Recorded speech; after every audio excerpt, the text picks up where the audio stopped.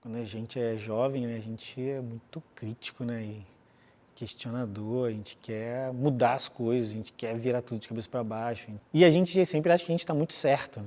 A gente sabe as coisas, das coisas, enfim. E aí eu vi a Casa da Cultura, porque nessa época eu já trabalhava como músico, né? Já tocava em banda, já tocava em bloco, já puxava um bloco. Então eu já estava muito dentro da cena cultural de Paraty, assim, tocando, né? E, e aí eu via a Casa da Cultura muito subutilizada, assim, sabe? Ela sem uma programação realmente acontecendo. Me parecia que os eventos que usavam ela como um espaço, assim, mas não a comunidade, que era aquilo que eu tinha visto na reforma, né? A presença da comunidade na exposição, representada ali de alguma maneira, me parecia que não existia mais, que o negócio estava sendo praticamente usado pelos eventos. E os eventos, é claro que eles são importantes para a cidade por né, diversos aspectos, né? Aspectos culturais, econômicos, turísticos, mas não pode ser assim, né? Não pode ser só um espaço que você vem, monta, desmonta e vai embora. Tem que estar vivo, né? Tem que estar as pessoas aqui.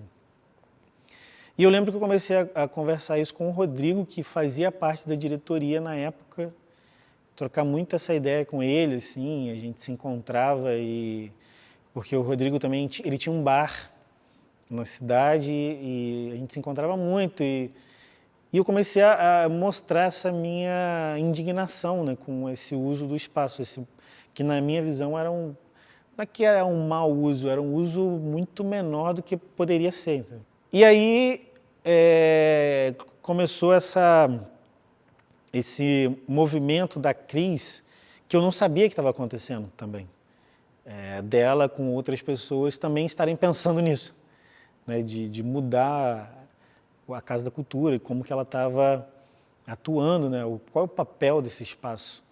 É ser sede dos eventos? É quase como ser uma tenda dentro de um casarão histórico que vem, monta o evento e vai embora. Né? E aí ela tinha me chamado para trabalhar na Flip, mas eu estava trabalhando como músico. E aí eu perguntei para ela qual que era o salário, e eu ganhava mais tocando. Aí eu falei que não queria.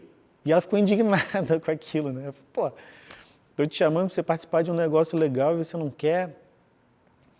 Aí eu falei, cara, eu sou pai, eu tenho que trabalhar, enfim, essas coisas. E aí ela me chamou de novo, depois de um tempo, para participar daqui, mas também não tinha salário, né? A diretoria não ganhava. Mas dessa vez eu estava muito indignado com o que estava acontecendo aqui e aceitei. Eu achei muito estranho que teve um movimento contrário assim, à eleição. Eu não sabia que ia ter isso. Né? Eu não era desse meio, né, de gestão e dessas pessoas mais velhas que eu ali naquele momento que tinham alguma questão que eu não estava entendendo direito. Me chamaram até para conversar sobre isso. Eu falei, mas gente, a gente está com uma proposta aqui, né? A gente quer fazer um negócio acontecer, então eu vou participar, sim, da eleição. Enfim, a gente participou, foi uma assembleia dura, com bastante gente participando, com os associados da Associação Paraty Cultural, mas a gente venceu, né? A eleição, era chapa única. E a partir daí começou um trabalho, e aí eu comecei a entender o que era gestão realmente. Comecei a trabalhar com a Cris e entender o que era esse trabalho, né?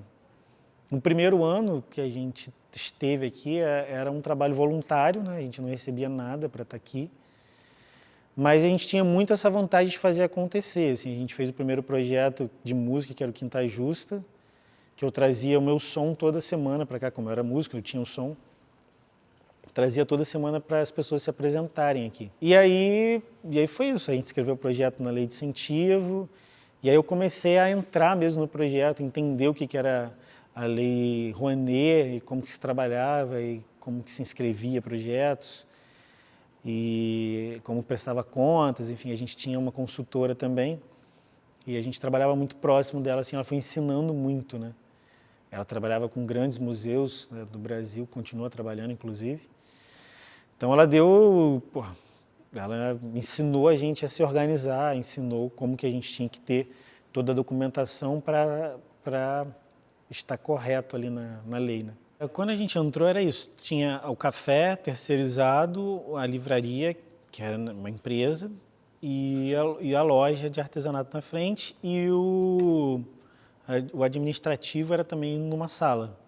Então você não tinha espaço praticamente para fazer nenhuma ação, né, na Casa da Cultura. E foi a primeira coisa que a gente pensou, cara, a gente precisa recuperar o espaço para a finalidade inicial dele, né, que é ser uma casa de cultura, ter pessoas aqui trabalhando com cultura. E lembro que antes disso acontecer, eu participei de encontros de cultura, e como eu era músico, eu participava do setorial de música, não chamava setorial ainda, era Roda de Cultura o nome do encontro. E nesse encontro, os músicos todos reunidos, assim, a gente tinham vários questionamentos, né, desde contratação pelo poder público e tudo, até a necessidade de ter novamente em Paraty o ensino de música, um ensino de música constante, né, um ensino de música de fato, assim, para os jovens. Paraty já tinha tido isso por diversas frentes, mas nunca uma escola estabelecida mesmo assim, né, de ensino de música. E aí, quando a gente entrou aqui e pensou nisso, de recuperar os espaços para espaços expositivos, a gente também pensou já em montar uma escola de música, como essa necessidade vinda desses encontros, né? E eu fazia parte dos curadores de música da Casa da Cultura, então éramos o Rogério Custódio, que também tinha esse sonho, ele era dentista, mas ele tocava flauta, gostava muito de música. O Marcos Maffei, que também estudou música, né? Também já tocou na Santa Cecília. E eu. Então a gente tinha essa vontade em comum, assim, de ter ensino de música de novo na Casa da Cultura, em Paraty, na verdade, né? E a Casa da Cultura era esse lugar. E aí o primeiro projeto que a gente inscreveu foi de plano anual, né, de atividades, mas com um foco em música. E esse foco foi para os anos seguintes todos. Assim. A gente aprovou o projeto no artigo 18, né, na Lei Rouanet, e a gente começou a captar para ensino de música. Então, o primeiro projeto inscrito já no primeiro ano que a gente entrou e a gente já conseguiu captar, e já começamos o projeto Casa da Música, que não chamava assim, né? Chamava Programa de Educação Musical de Paraty. E aí com aulas de iniciação musical, inicialmente, com os professores que a gente tinha aqui em Paraty, não necessariamente professores formados em música, né?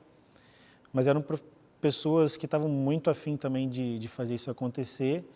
E o projeto começou dessa maneira. Com a reforma da Casa da Música, a gente conseguiu potencializar o projeto, porque a gente tinha mais outros 2 espaços, né?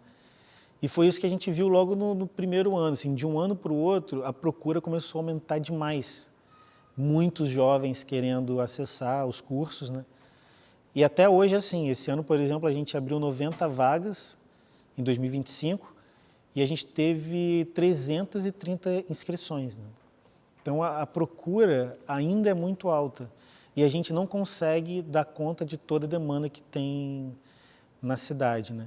A gente tem listas de espera todos os anos e os pais, né, as mães, cobrando a gente para ter mais vaga para conseguirem acessar. Mas a gente não tem nem espaço físico para fazer mais cursos acontecerem, né? É inviável. Então, a mudança eu acho que foi essa, a gente querer recuperar os espaços para colocar de novo a Casa da Cultura que a gente achava que tinha que ser, né? Que era com a população aqui dentro, com a cultura viva aqui da cidade. Então, a gente já começou com exposições sobre a cidade e a gente abriu também as convocatórias, que os artistas, né, de Paraty e do Brasil inteiro podiam acessar essa convocatória e expor os seus trabalhos aqui. Então, era importante que a gente também tinha essa ideia, né, de querer circular a cultura, né? Isso é uma coisa que a gente tem dificuldade no Brasil, principalmente para quem ainda não é um artista muito conhecido, né? A primeira grande exposição chamava Essa é a Vida que Eu Quis, né? Com fotografias dos anos 70 da Nair Benedito, que a gente fez no Salão Nobre e a gente fez uma grande comunicação para a população de Paraty, porque é a população que estava representada na exposição. E a gente também fez um catálogo da exposição no ano, né? Que ela assinava, ela autografava na abertura da exposição. Então, cara, foi um movimento, assim, enorme. A Casa da Cultura estava lotada de gente para ver as fotografias e para homenagear os seus próprios entes que estavam ali representados, né? Então, eu vi assim como o primeiro grande movimento dos paratienses aqui dentro da casa, assim, né, depois que a gente entrou. Mas essa é uma questão que todos os museus hoje em dia discutem, né?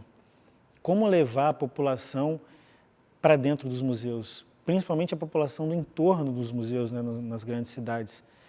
Então, os museus têm criado várias estratégias para trazer a população, feito visitas mediadas, café, enfim, várias coisas para levar a população.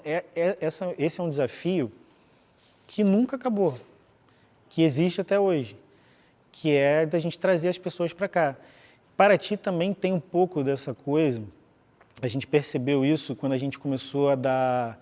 a gente percebeu isso de forma mais latente, né, quando a gente começou a dar aulas na Casa da Ilha, aulas de música, que é um bairro aqui próximo do Centro Histórico. Os alunos que faziam aula lá, no final do ano a gente tinha as apresentações aqui, né, de música no final do ano aqui nesse palco. E vários alunos não queriam vir para cá, eles tinham uma questão com o Centro Histórico, né? O Centro Histórico de repente eles acharem que o Centro Histórico deveria ser um lugar de elite, ou que não era para eles. E a gente continua tendo essa dificuldade. A nossa tentativa sempre é de dizer que não, que é um lugar que as pessoas precisam se apropriar, né? Precisam estar aqui. A Casa da Cultura não é só para turista, é para todo mundo, principalmente para a população de Paraty. Então, essa coisa de trazer as pessoas para cá não é só um movimento que a gestão faz por conta das exposições ou porque a gestão é especializada nisso.